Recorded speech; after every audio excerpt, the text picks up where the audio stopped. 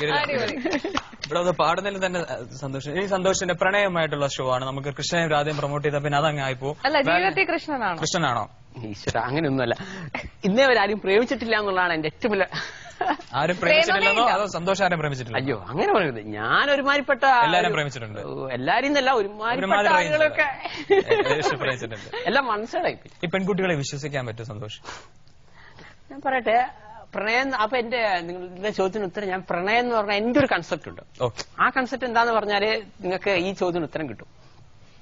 പ്രണയം എന്ന് പറയുമ്പോൾ നമ്മള് കോളേജിൽ, ഞാനാരും പ്രേമിച്ചിട്ടില്ലെങ്കിലും ഞങ്ങൾക്ക് അങ്ങോട്ട് പ്രേമിച്ച് മറ്റുള്ളവർ പ്രേമിക്കുന്നത് ഞാൻ ഒബ്സർവ് ചെയ്യാറുണ്ട്. എന്ത് കാര്യം ഒബ്സർവ് ചെയ്യാറുണ്ട്. അപ്പോ മറ്റുള്ളവർ പ്രേമിക്കുമ്പോൾ അയ്യോ അങ്ങനല്ല നമ്മൾ പുറമേ നിന്ന് ഓക്കെ ഇത് അറിയപ്പെടുന്ന ലൈൻസിനെയൊക്കെ ഒന്ന് ഇന്റർവ്യൂ ചെയ്യും. ഞാൻ ആകെ ഒരു കാര്യം ചോദിക്കാറ്, നിങ്ങൾ എന്തുകൊണ്ട് അവരെ ഇഷ്ടപ്പെട്ടു എന്ന് അറിയാൻ വേണ്ടിയിട്ടാണ്. അപ്പൊ അവര് പറയും, ചില പെൺകുട്ടികൾ പറയും, ആൾക്ക് അധികം വേഗാതെ ജോലി കിട്ടും. അവള് ഇഷ്ടപ്പെടുന്ന ചങ്ങാതിക്ക് ഇപ്പൊ കിട്ടാനുള്ള സാധ്യതയുണ്ട്. ക്യാമ്പസ് ഇന്റർവ്യൂവിൽ എടുക്കും. ചില ചങ്ങായിമാർ പറയും, അവള് നല്ല ഫിഗർ അല്ലേ.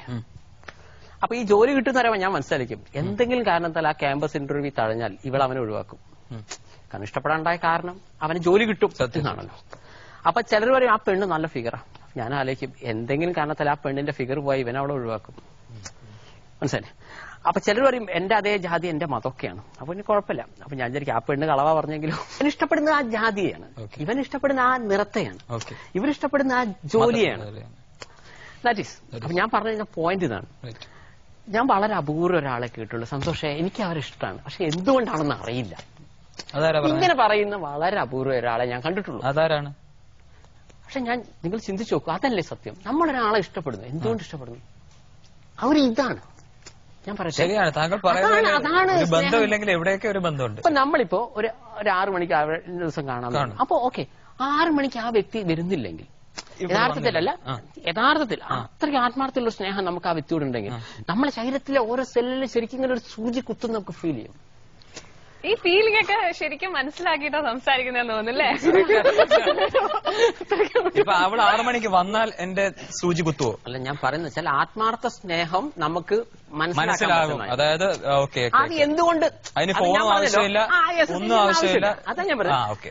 അതേസമയം നിങ്ങൾ പറയുന്ന അപ്പൊ അവര് ഫിഗറാണ് എന്നാണ് നിങ്ങളുടെ ഉത്തരവെങ്കിൽ നിങ്ങൾക്ക് ഇപ്പൊ അത്രയൊന്നും ഫീൽ ചെയ്യണമെന്നില്ല. ഇനിയിപ്പോ അവരിപ്പോ നിങ്ങൾ വിളിച്ചത് ഇനി നമ്മൾ കാണുന്നില്ല, അല്ലെങ്കിൽ അവരെ തീരെ നീ കാണാൻ പറ്റാത്തൊരവസ്ഥ, നിങ്ങൾക്ക് ശരിക്കും പറഞ്ഞാൽ ആത്മഹത്യ ചെയ്യാൻ തോന്നും. ഞാൻ പറയട്ടെ, ഈ സ്നേഹം അതായത് ഒരു എങ്ങനെ പറയാ, ഒരു എന്തെങ്കിലും ഒരു എക്സാമ്പിൾ വെച്ച് നിങ്ങൾക്ക് പെട്ടെന്ന് എളുപ്പത്തിൽ മനസ്സിലാവും. ഈ ഓടി നടക്കുന്ന ഒരു ചിത്രശലഭം പോലെയാണ് പ്രേമിക്കുന്നവർ. നല്ല പൂവിനെ കണ്ടത് അവിടെ വന്നിരിക്കും. അങ്ങനെയല്ല പറയുന്നത്. ഈ ഓടിക്കളിക്കുന്ന ചിത്രശലഭം എന്ന് പറഞ്ഞാൽ അതിലെവിടെയും ഓടാം. അതേസമയം കല്യാണവും പ്രേമം എന്നുള്ള വ്യത്യാസം, കല്യാണം എന്ന് പറയുമ്പോൾ ഒരു സൂചിയുടെ മുനയിൽ ഒരു ചിത്രശലഭത്തെ കുത്തിയ പോലെ.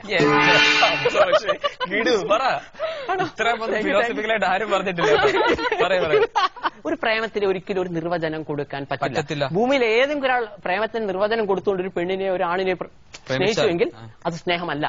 അതുകൊണ്ടാണ് ഞാൻ ഇന്നുവരാരും ജെന്യുവൻ ആയിട്ട് പ്രേമിക്കാൻ പറ്റാത്തത്. കാരണം വെച്ചാൽ നിന്നെ സ്വന്തം പ്രേമം എന്ന് പറയുമ്പോൾ ഈ ഒരു അത്ര ആത്മാർത്ഥത വേണം. ഇത് കിട്ടിയാൽ കിട്ടി, ഇത് കിട്ടിയാൽ കിട്ടി. ഞാൻ പല കോളേജ് ലവിലും കാണുന്നല്ലോ, സന്തോഷം ഒരു തമാശ, ബൈ ചാൻസ് കിട്ടിയാ കിട്ടിയില്ലടാ, എടാ അത് കോടീശ്വരന്റെ മോളടാ. ഓരോരുത്തര് അതിലെ പെൺകുട്ടികളും പറയും, നോക്കാം ഒരു ജോലി ഡിഗ്രി കഴിയുന്നവരെ ബൈ ചാൻസ് അവരെ ജോലിയൊക്കെ കിട്ടി നന്നാവാണെങ്കിൽ നോക്കാം. അപ്പൊ ഞാൻ ചോദിക്കുന്നത് സത്യം ഇതിലെന്താ? ഇതൊക്കെ പറഞ്ഞ് വെച്ച് ചോദിക്കാണ്, ഒരു ആത്മകഥ എഴുതിക്കൂടെ? അല്ല, ആത്മകഥ എഴുതാൻ മാത്രമുള്ള പ്രായമൊന്നും ഇല്ല. അല്ല അങ്ങനല്ല, ഒരു ആത്മകഥയായിട്ട് ഇതിപ്പോ ആത്മകഥ എഴുതുകയാണെന്ന് പറഞ്ഞപ്പോ ഞാനിത് എഴുതുക. ആ ഒരു എന്റെ ലൈഫിൽ ഇപ്പൊ മൊത്തം ഉണ്ടായിച്ച ഓർമ്മ വെച്ച നാൾ മുതൽ ഇങ്ങോട്ട് പണ്ട് സ്കൂളിൽ പഠിപ്പിച്ച ടീച്ചർമാരെ അടക്കം ഇന്നലെ കണ്ട ഒരു കുട്ടിയെ വരെ പ്രേമിച്ച കഥയാണ് എന്റെ കഥ പറയാനുള്ളത്. ആത്മകഥ എന്ന് പറയുന്ന ഇതാണ്. അപ്പൊ അതിനിപ്പോ ഒരു പേര് കൊടുക്കാൻ പോലും ഇപ്പൊ നിങ്ങൾ പറഞ്ഞാൽ ഞാനിപ്പോ എന്താ പറയുക, ഒന്നില്ലെങ്കിൽ എന്റെ പ്രേമാന്വേഷണ പരീക്ഷ. താങ്കൾ അങ്ങോട്ട് പ്രേമിച്ച കഥകളാണോ? ഒക്കെ അങ്ങോട്ടാണ്. അപ്പൊ താങ്കൾ ചിത്രശലഭം കുത്താത്ത ചിത്രശലഭം എന്ന് പറഞ്ഞത് താങ്കൾ ഞാൻ പറഞ്ഞല്ലോ, ഞാനതിന് പ്രേമിച്ചില്ല എന്ന് പറഞ്ഞല്ലോ. പ്രേമിക്കുകയാണെങ്കിൽ അത് അങ്ങനെ വേണമെന്നാണ്, പ്രേമിക്കുകയാണെങ്കിൽ. അപ്പൊ ഞാനിപ്പോ ഒരു ആത്മകഥ എഴുതാൻ പറഞ്ഞാൽ കുറെ പെമ്പിള്ളേർ അങ്ങോട്ട് പ്രേമിച്ചു, ഇവരാരും എന്നെ ഇങ്ങോട്ട് പ്രേമിക്കാത്തായിട്ടുള്ള കഥയാണ് എന്റെ. അപ്പൊ ഒന്നുകിൽ അങ്ങനെ പറയാം, അതല്ലെങ്കിൽ പറയാം സന്തോഷ് പണ്ഡിറ്റിന്റെ 101 തൂറ്റിപ്പോയ പ്രേമകഥകൾ, അങ്ങനെ വേണമെങ്കിൽ പറയാം. സന്തോഷേട്ട 101 കാമുകിമാർ വിളിക്കുന്നു. അത് നല്ലൊരു പേരാണ്. സന്തോഷേട്ട സുഗതേട്ട സുമിത്ര വിളിക്കുന്നു, സന്തോഷേട്ട 101 കാമുകിമാർ വിളിക്കുന്നു. ഇനി നമ്മളുടെ ജോലിയിലേക്കാണ്. വാലന്റൈൻസ് കോഡ് ഒറ്റ ക്വസ്റ്റ്യൻ ഉത്തരം. ഒരു പെൺകുട്ടി മുഖത്തടിച്ച ആദ്യത്തെ ദിവസം ഓർമ്മയുണ്ടോ? സീരിയൽ എനിക്ക് ഉത്തരം മനസ്സിലായി. ഓർമ്മയുണ്ട്. പ്രേക്ഷകരോട് പറയാൻ അല്പം ബുദ്ധിമുട്ടുണ്ട് അല്ലെ? വിവാഹം കഴിക്കാൻ വല്ല പ്ലാൻ ഉണ്ടോ? കഴിപ്പിക്കുവോ? അല്ല സോറി, കഴിക്കുവോ?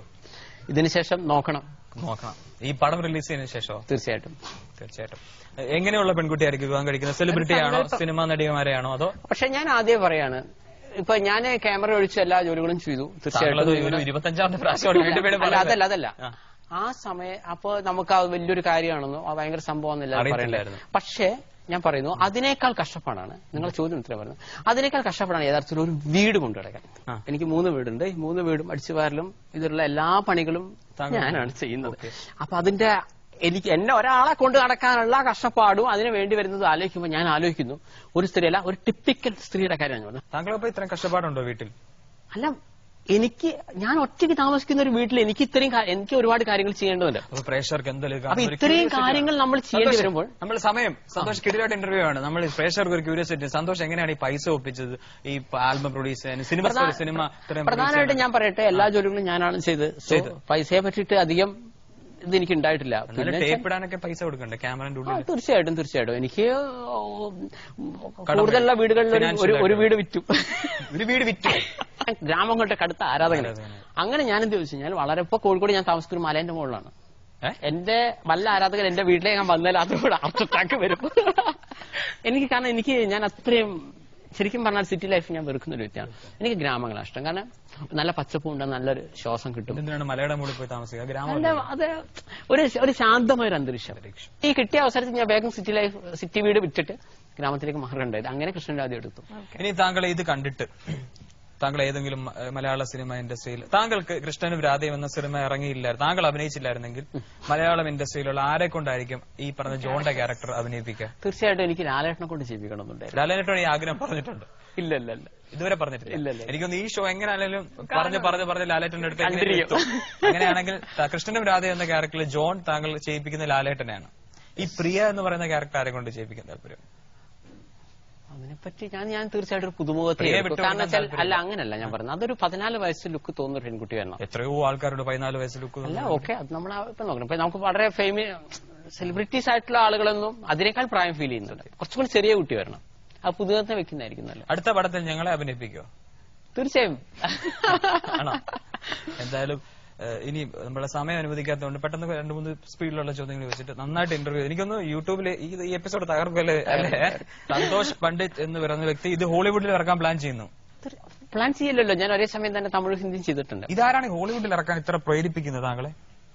അയ്യോ, അങ്ങനെയൊന്നുമല്ല. ഞാൻ ആ ഫസ്റ്റ് സിനിമ ഒരേ സമയം ഞങ്ങള് തമിഴിലും ഹിന്ദിയിലും ചെയ്ത സിനിമയാണ്. എന്നാലും എനിക്ക് സമയം കിട്ടാത്തത്. ഞാൻ പറഞ്ഞില്ല, എല്ലാ ജോലിയും ഞാൻ തന്നെ ചെയ്യുന്നുണ്ട്. പുറമേ ഉള്ളവർക്ക് പറയാം ഇയാളെന്തോ സ്വാഭാവികം. അപ്പൊ അതുകൊണ്ടാണ് തമിഴ് ഹിന്ദി എത്രയും പെട്ടെന്ന് റിലീസ് ചെയ്യണം. അപ്പൊ നിങ്ങൾ നേരത്തെ ചോദിച്ചതിന്റെ ഉത്തരമാണ് ഞാൻ പറയുന്നത്. ഇതിപ്പോ കേരളത്തിൽ ജനത തന്നെ കൈവിട്ടാലും ഇതേ തമിഴ് ഹിന്ദി ഇതേ കേരള ജനതയെ ഞാൻ കാണിക്കും. വളരെ വ്യത്യാസമുണ്ട്. തമിഴ് ഹിന്ദിയും കുറച്ച് വ്യത്യാസം വരും. അത് താങ്കൾ തന്നെയാണ് അഭിനയിക്കുന്നത്? സെയിം അതേ ടീമിനെ വെച്ച് ഞങ്ങൾ 3 ഭാഷയിൽ പറഞ്ഞിട്ടാണ് ചെയ്തിരിക്കുന്നത്. 3 ഭാഷയിൽ പറഞ്ഞിട്ടുണ്ടോ? ഇനി ആ ജനഹൃദയങ്ങളിൽ ഹിറ്റായ ഒരു ഡയലോഗ് ഉണ്ട്, മറ്റേ ആ കോഴിയുടെ മുട്ടയുടെ, അതൊന്ന് ആ സ്റ്റൈലിലൊന്ന് പ്രേക്ഷകർക്ക് വേണ്ടി പറഞ്ഞ വലിയ ഉപകാരമായിട്ട്. നമ്മളിപ്പോ അത്ര ഇങ്ങനെ ചിരിച്ചിങ്ങനെ സംസാരിക്കാനിടയിൽ പെട്ടെന്ന് ഇങ്ങനെ ഒരു ആക്ടർ എന്ന് പറയുന്നത് പെട്ടെന്ന് സ്പോട്ടിൽ ഡയറക്ടർ ചെയ്യുന്നതാണല്ലോ. താങ്കൾ ഡയറക്ടർ കൂടെ ആകുമ്പോൾ താങ്കൾ മനസ്സിലാവും. ശരി, ഒരു ചെറിയൊരു ഡയലോഗ്. ഒരു പട്ടിക്ക് അതിന്റെ വാല് കൊണ്ട് നാണം മറക്കാനാവില്ല. ഒരു കോഴിയുടെ നിറം കറുപ്പാണെന്ന് കരുതി അതിടുന്ന മുട്ടയുടെ നിറം കറുപ്പാണെന്ന് തെറ്റിദ്ധരിക്കരുത്. നീ വലിയവനാകാം എന്ന് കരുതി ഞാൻ ചെറിയവനാണെന്നുള്ള അർത്ഥമല്ല. ഒരു മോയിൽ എത്ര മുക്കിയാലും ആനയോളം പിണ്ടം ഇടില്ലെന്നാണ്. കാണാന്നല്ല, വീട്ടിൽ കണ്ടിരിക്കുന്നു പറ.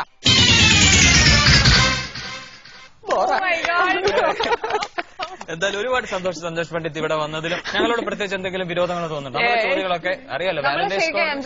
തീർച്ചയായിട്ടും നിങ്ങളുടെ ഈ സത്യം പറയാലോ, നിങ്ങളുടെ ഞാൻ വരുമ്പോൾ നിങ്ങൾക്കറിയാം വളരെ ടെൻഷനിലൂടെയാണ് വന്നത്. കാരണം ഒരു സൈഡിൽ ജിത്തുബായും ചോക്ലേറ്റ് ബായുടെ ഷൂട്ടിങ്ങും, മറ്റേ സൈഡിൽ ടെൻഷൻ കൊണ്ടുനടക്കുന്നത്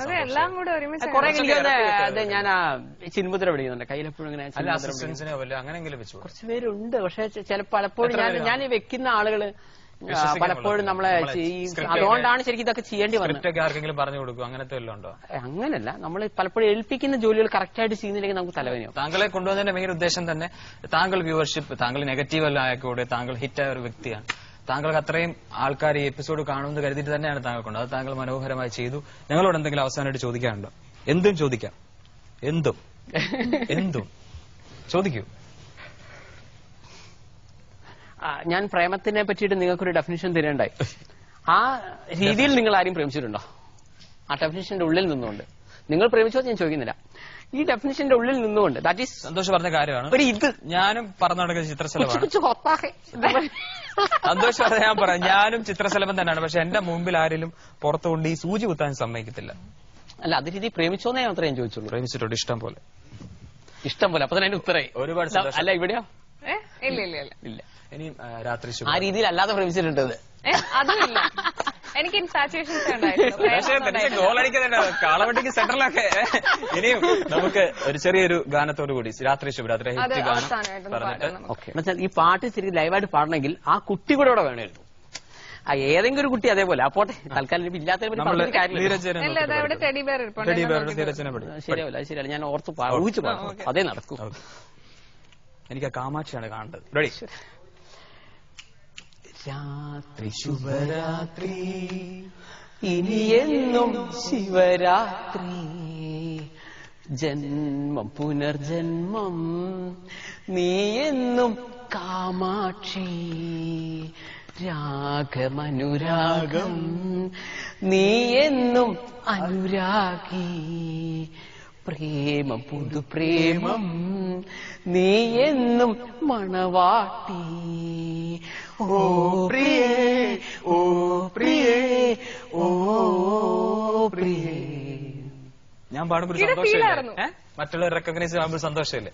തീർച്ചയായും ഒരുപാട് സന്തോഷം. കളിയാക്കിയൊന്നുമല്ല, സന്തോഷമില്ല. ഞങ്ങൾ ചോദിക്കാൻ വരുന്ന ഇങ്ങനത്തെ ചോദ്യം ജനങ്ങൾ ആഗ്രഹിക്കുന്ന ഞാനൊന്നും പറഞ്ഞില്ലല്ലോ. അതാണ് ബ്രദർ. ഇതൊന്ന് ഫീൽ ചെയ്യുന്നത് കണ്ടിട്ട് അതിന്റെ റെസ്പോൺസ്. രാത്രി ശുഭരാത്രി. രാത്രി ശുഭരാത്രി. രാത്രി ശുഭരാത്രി ഇനിയെന്നും ശിവരാത്രി ജന്മം പുനർജന്മം ഇനിയെന്നും ശിവരാത്രി ജന്മം പുനർജന്മം നീയെന്നും കാമാക്ഷി.